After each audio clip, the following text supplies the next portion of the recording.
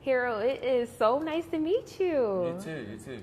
Now tell me, how does it feel being every adoring Afternator's man crush every Monday? It's very flattering. I appreciate it. Yeah, I don't know what to say. I don't know how to feel, but it's not the worst thing in the world. It's not. It's definitely not.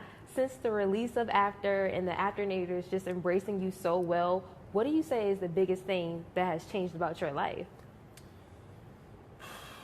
My availability. Ooh. Yeah, I'm just busy now, I'd say. I try not to let anything change that's within my control. So I just think it's just that I'm busy, and that's a good thing. Going to the malls can't be easy for you anymore. I never really loved shopping or going to the mall too much anyway, so it's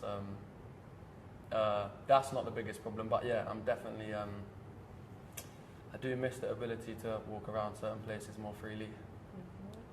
Since you're reprising your role as Hardin Scott, how do you feel like this role is challenging you as an actor the second time around?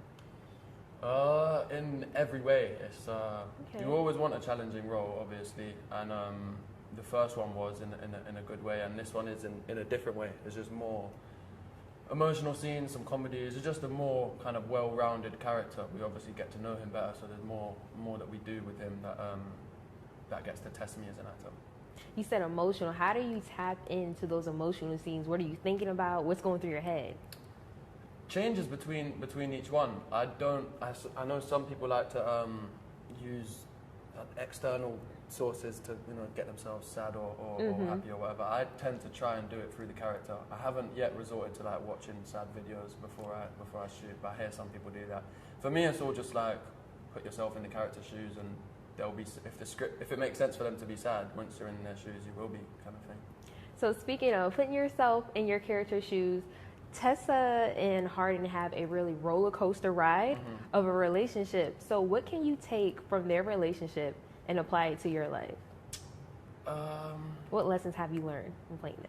I say definitely just be honest and open. It sounds obvious, but if you know there's something that someone you know in your life should know, and say it, and don't wait till it's too late. Yeah, I think honesty is a good lesson to learn from their story. So true.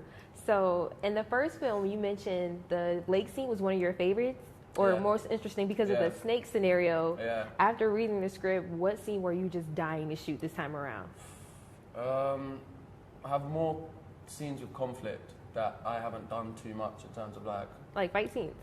I wouldn't even say fight scenes, but like that kind of thing where you have a stunt coordinator, and that stuff for me is always cool to learn because it's just different. You don't do too much of it. There are a lot of scenes I was excited for this time around, but I don't want to give anything away. But yeah, Can you tell us where it's being shot at least? Where what's being shot? One of your favorite scenes. Where is it being shot? What am I yet to do?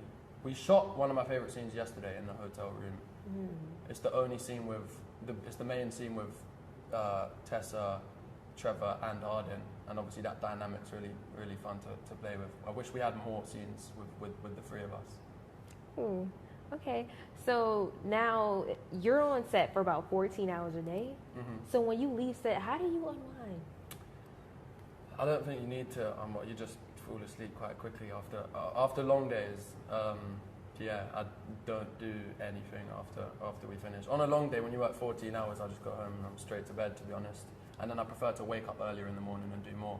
But when you have enough time, go get some food somewhere, or to be honest, we do just end up chilling, the cast and crew or whatever, and then anytime we try and talk about something unrelated to the film, it just somehow goes back to talking about the film. So we're never really off work. When you're shooting, it's all you really think about. So it's cool. It sounds like horrible, but you're just in it, and then when you wrap, that's when you can unwind. Now, this is your second time shooting in Georgia, maybe even your third. Are there any places you like to frequent? When I'm in Georgia, I haven't been around too much. Last year, we're just so busy when we're here. We don't have much time. But Malcolm from Crafty always sorts us out with something to do. We did like an escape room one weekend last time, and he took me out a couple weeks ago. So yeah, there's little things to do, but no, I haven't figured out where my spots are yet. Okay. Thank you. Thank you so much.